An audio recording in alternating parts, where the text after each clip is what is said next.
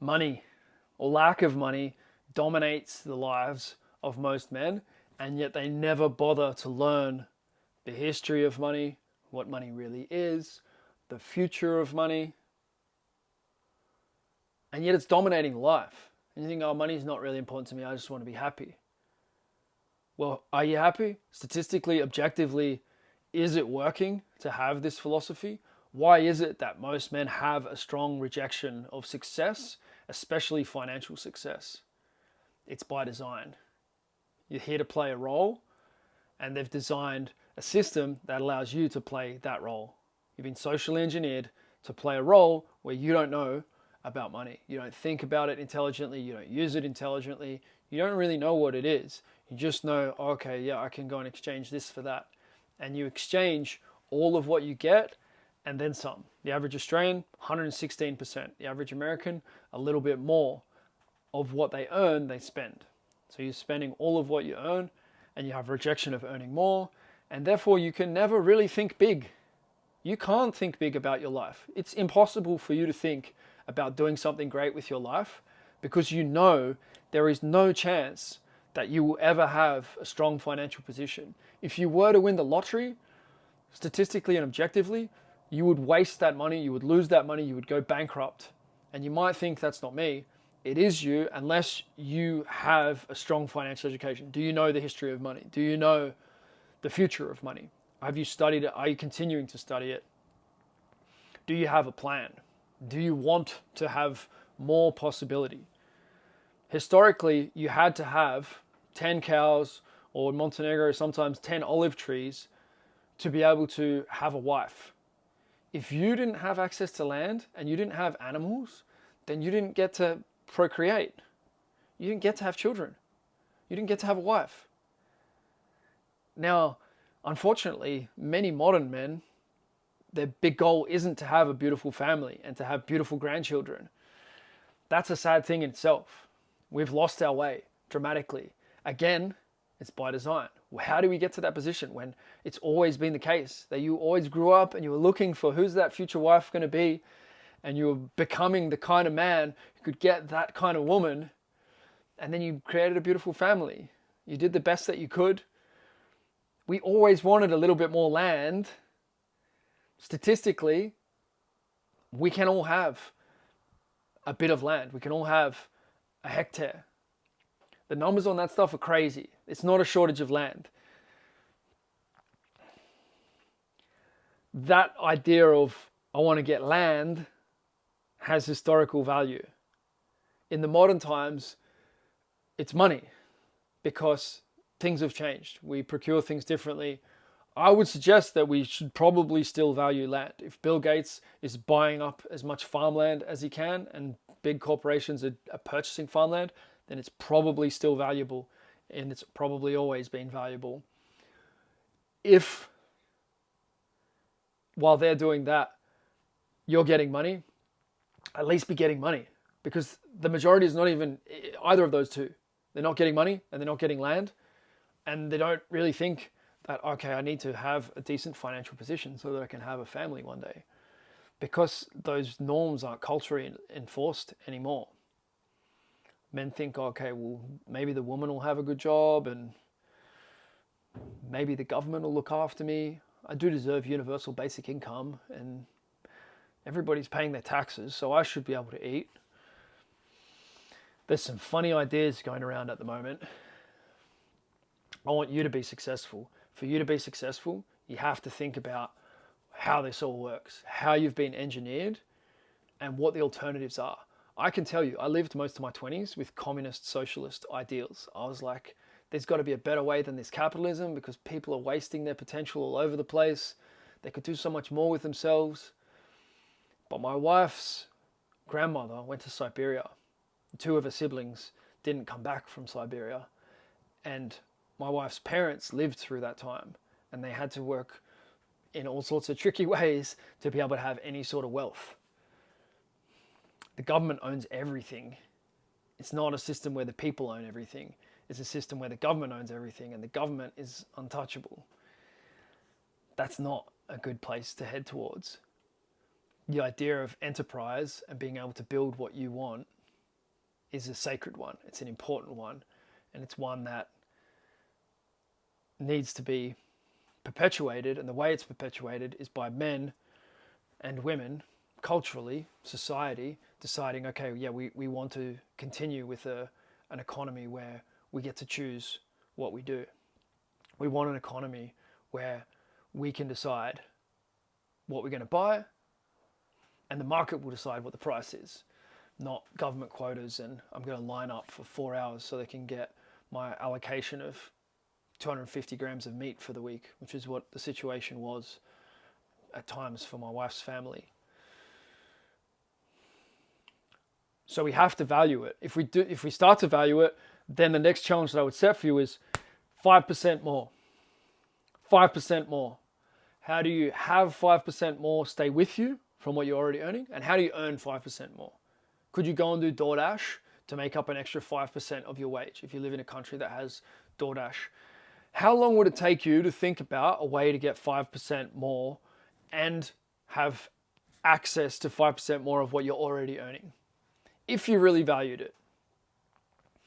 So I speak to a lot of men who are like, I would really love to be on the uncommon path. I'd love to be surrounded by men who've decided to become athletic, richer, smarter, who are getting after that every day, who have a plan for their lives, who have a mission, who are building products, who are traveling the world. I want to be part of that. It's really easy and accessible if you follow that 5% challenge and get around other men who are completing that 5% challenge. We've got men graduating from that all the time. So just take the challenge, because it's not really difficult, is it? How long would it take you to solve it? Many men solve it in the first month. Some can solve it in a day. If you're really slow, it might take you a year. But that's okay. I was talking to a man yesterday who's in the program. 2 years it's been. He's like, yeah, this week I finally made a couple of $1,000s. I've been lucky to make a couple of $1,000s a month in my project. Finally made a couple of $1,000, and I can see the path ahead in a week. I can see the path ahead now. I'm like, well, that only took you 2 years. If you went to university, when do you expect to make the money? When do you expect to get to the point of freedom where you could live anywhere in the world and be able to support yourself? How long does that take? We've got an Oxford graduate who said, okay, yeah, it's taken me 13 years to get to 6 figures since I started my journey here as an adult. 13 years. And he's like, you want me to get to 6 figures in 12 months? I'm like, yeah, it won't take you that long. And he's like, what have I been doing? And he's going to have a product soon, and he's going to be able to sell that product, and he's going to have life on his own terms. He's got a beautiful solution. He's restoring his vision naturally. He's objectively using less strong glasses in quick jumps. So he's improving his eyesight. There are a lot of men and women, a lot of people who would love to have better vision. And so that's a valuable thing. He's got another couple of product ideas as well. And once he gets started, it's the challenge is to shift into that mind of, I'm a solution builder. I want to create. I'm speaking to Lucas here, who's in the village at the moment. He's studying economics at university. I'm like, fine. He's getting a traineeship with the financial advisory company. Fine. Learn about how that is purely commission-based. Fine. Learn how that industry works. Not telling him not to go to university. Not telling him not to take on that job. My suggestion was, what if you look at this through the eyes of enterprise and you learn how to be in the top 1% of wealth for your age by the time you're 22? And you teach it for free to people your age and younger. What position would that put you in by the age of 22? Would you have 1,000 people who were interested in understanding that? Look at it through the lens of entrepreneurship. What skills do you already have? Okay, who needs those skills? And you're probably already getting all kinds of voices saying, oh, I can't do this, I can't do that. Sales is evil, and how would I get up the website? And I already tried Amazon Smart Shipping, and I already tried a trading thing, and it didn't work for me. It's solvable. The question is, can you choose that for yourself and then get around others who are doing it. And then there's no mystery. There are a lot of scams and a lot of things that are like, oh, you're going to get rich quick with this and you're going to get rich quick with that. There's a small percentage of men who are trying all of those. And then there's a large percentage of just given up. And they're not looking. They're not looking for what's the future of money. They're not looking for opportunities. They don't have any money for it. They don't have $500 to invest every year in something that might change their future. So if someone said to them in 2013, hey, Bitcoin's the real deal, you should definitely buy some. There's no $500 laying around of like, oh, maybe he's not full of shit. Maybe I'll buy myself 50 coins. You would have got more at that time for $500. I know people who did that. We probably all do now. One of them became a billionaire, sold his house, decided, I think this is it. I'm not saying you have to go all in, but I'm saying, what if you had your eyes open of what is the next Bitcoin? Like there's probably something around now, like there was Amazon in the early 2000s, like someone bought it, someone could see that it was happening, someone was looking for it. Not everybody is. So the challenge is to become the kind of person who would get themselves to the position of financial success. And then you can buy your village, or you can build your app, or you can have your team of people within your company, you have your social media team and your marketing and your sales, and you build out the solution that you want to build out for the world, like what Ben Patrick did when we started together. He wasn't really making any money. He had a gym, he'd worked with athletes, he had abilities, but he hadn't worked out how to monetize them. And we had these kind of conversations, and he was like, okay, yeah, that sounds like a good idea. We spoke about getting Rogan ready. He took it very literally. He got Rogan ready and he got onto Joe Rogan. Now, not everybody's going to do that in a 4-year period like he did, but even doing 1% of what he did would give you an outstanding or much better experience. You know, ATG is doing like $1 million a month in business. As a business, I would like to have other companies that I work with, other men that I work with, also achieve $1 million a month or beyond. Ben's also looking at building his Common Sense University. Maybe that becomes a better business than ATG. Maybe the equipment company, maybe the drink company, maybe the shoe company that he's building becomes even bigger than ATG Online. Once you have that enterprise self and you have people around you that are supporting you and you believe in yourself, everything is possible. The challenge is to get those wheels turning where you start to really think differently and believe in yourself. So I would challenge you that you treat this as your call to action, your introduction to money.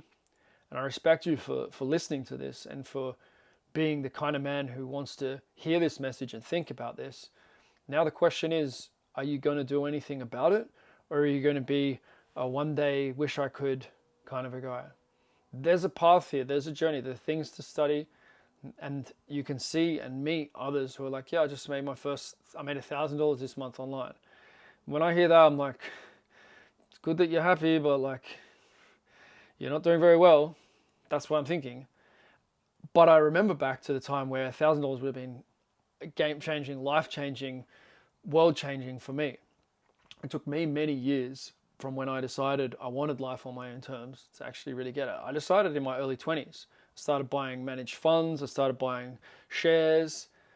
And I was saving money, and I was thinking, I never want to be under financial pressure. I want to have life on my own terms. I don't want to be thinking about how am I going to make these mortgage payments. And I already had a clear vision that I didn't want to be on the common financial path. But it took me 20 years to get to the point where it's like, yeah, okay, now I can really do what I want. It gradually increased. 10 years into that, I was doing better. 10 years actually is when I started my own business a little bit. I started to think about business ideas. About 12 years, I started to make some money. I had my first $2,000 offer. It was 12 weeks online plus 4-day face-to-face event. And I sold around 12 to 15 of them. Now I'd been doing social media, blogging, all that sort of stuff for 5 years before that. So I went really slow. The people that I'm working with are not going so slow. 1 year, 2 years, that's enough to be doing well. Some guys, a few months. There's literally men who, a few months, okay, yeah, I replaced the money that I was making through my job. People were paying me for before. Now I make that on my own. Eddie Van Dongen from Holland is about to come down here. Replace that income with this income that I make for myself now. And I can see the path of how I scale that. Now the challenges become different with scale of building apps and building teams. That's the game that I'm playing now, and it's a new game, and it's good. It's challenging. It's different. Step by step, you'll get to that stuff. But for now, listen back to this video, take notes, and then take action on that. You're going to need to get some of your time back. And I'm going to teach you next how to get some time back so that you can be the kind of person who builds a business and understands money.